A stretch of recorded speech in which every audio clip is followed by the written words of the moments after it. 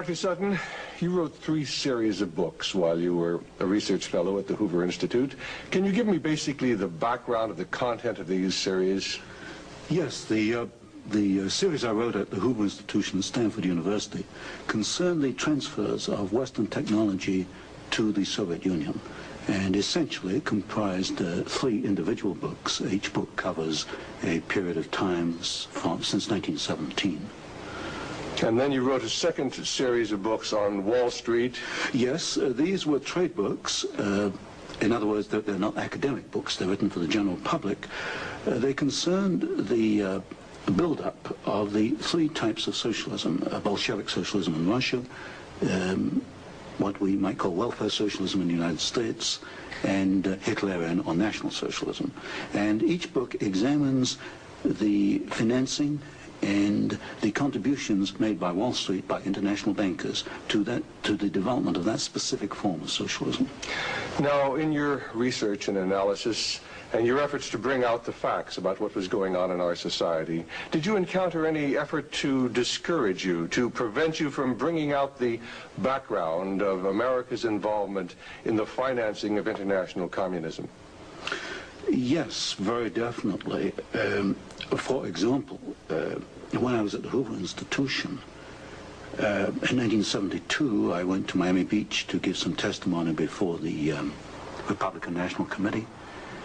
And although a congressman had hand-delivered to the wire services this testimony, which was later printed, the wire services refused to transmit it to the newspapers. Then when I got back to the Hoover Institution in California, I was called into the office of the director, and I was told in no uncertain terms not to make any more speeches like that, and that this information should not be made public. This was the information that we were giving the Soviet Union the technology to develop its war potential? Oh yes, at that time we were in Vietnam, and as you know, the Soviets were supplying the North Vietnamese. This was 1972? 1972, yes. And for example, I knew that the Gorky plant, which was built by the Ford Motor Company, the Gorky plant in Russia produces the Gaz series of vehicles. The Gaz vehicles had been seen on the Ho Chi Minh Trail. We were supplying equipment to the Gorky plant in the middle of the Vietnamese War, and these trucks were being used to carry ammunition supplies, which were killing Americans. Now, I thought this was morally wrong, and I said so at Miami Beach and at the Hoover Institution. And it was this type of information that was suppressed. And so what eventually happened as far as your activities at the Hoover Institution were concerned? Well, I didn't pay much heed to the warnings. I published a book called National Suicide in the following year, which summarized our assistance to the Soviets, our military assistance to the Soviets. And when that book came out, again, there was great pressure to stop the book. There was pressure on both the publishers and me personally.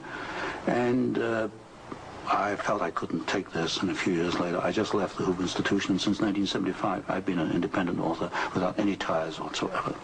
Let's go a little bit into the background of the financing of the German war machine that we fought in the period 1941 to 1945. Could we start, first of all, with the original financing of Hitler between 1922 and 1923, when he was first making his effort to come into prominence in Germany? The original financing of Hitler, that's in the years 1922, came only partly from Germany. One of the most prominent Americans concerned with financing Hitler was Henry Ford. In fact, Henry Ford received a medal in 1938 for his assistance to the early Nazi Party. Then, of course, Hitler had his attempted push in 1923. He went to jail, and then would begin another era in the rise of Hitler. Right, and of course, he eventually came to power in 1933 by the electoral process. What about the financing of Hitler's electoral activities in 1933? This I can trace. I have traced it very exactly. I discovered amongst the Nuremberg records a series of bank transfer slips to the Delbrück-Schickler Bank in Berlin to an account which was under the control of Rudolf Hess. And this was the fund that was used to finance Hitler's access to power in March 1973. And amongst the corporations that transferred money to Hitler, I find not only R.G. Farben, which is quite widely known, but also German General Electric, AEG, which is under the control of General Electric in the United States, or was at that time, and companies like Osram and... Now, what was the tie-in between Osram and General Electric? The tie-in was a share tie-in. International General Electric in the United States had controlling interest in German General Electric, and also through share interlocks, a controlling interest in Osram in Germany. So then we have Ford and we have General Electric helping to finance Adolf Hitler's rise to power. Were any other large American corporations involved? Very definitely. Standard Oil, through its technical association with IG Farben, for example, Germany could not have gone to war in 1939 without tetraethyl. You need tetraethyl to raise the octane value of aviation gasoline. Germany had no means of doing that.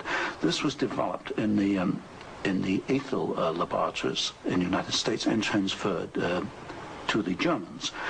Standard Oil came up with the hydrogenation idea, which was very essential for Germany in the 1930s, because to raise the quality of its gasoline for aviation purposes. This was transferred to the Nazis.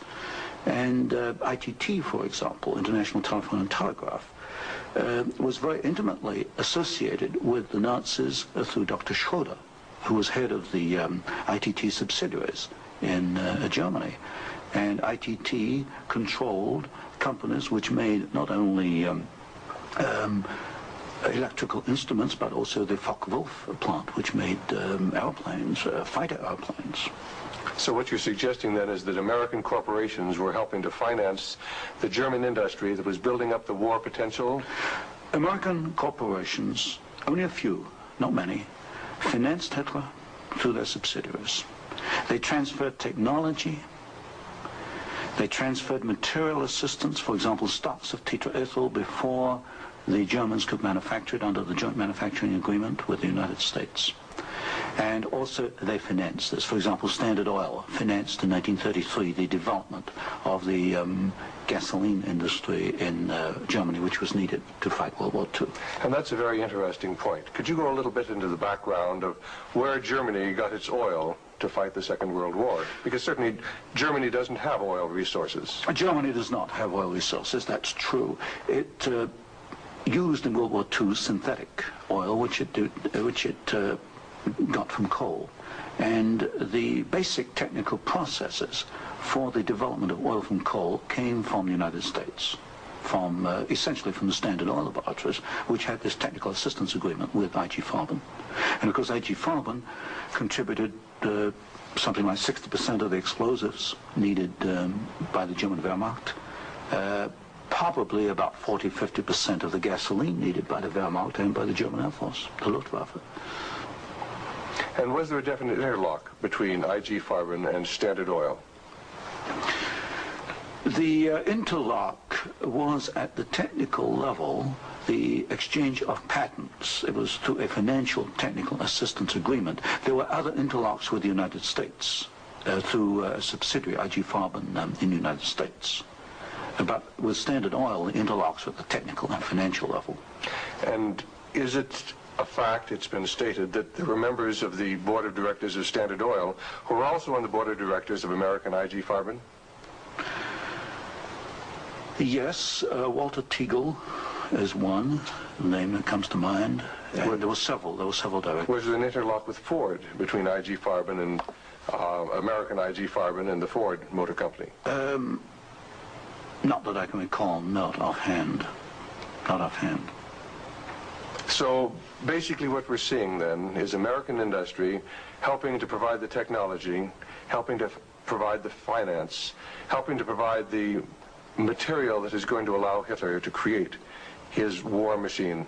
Yes, that is correct. That is correct. Now,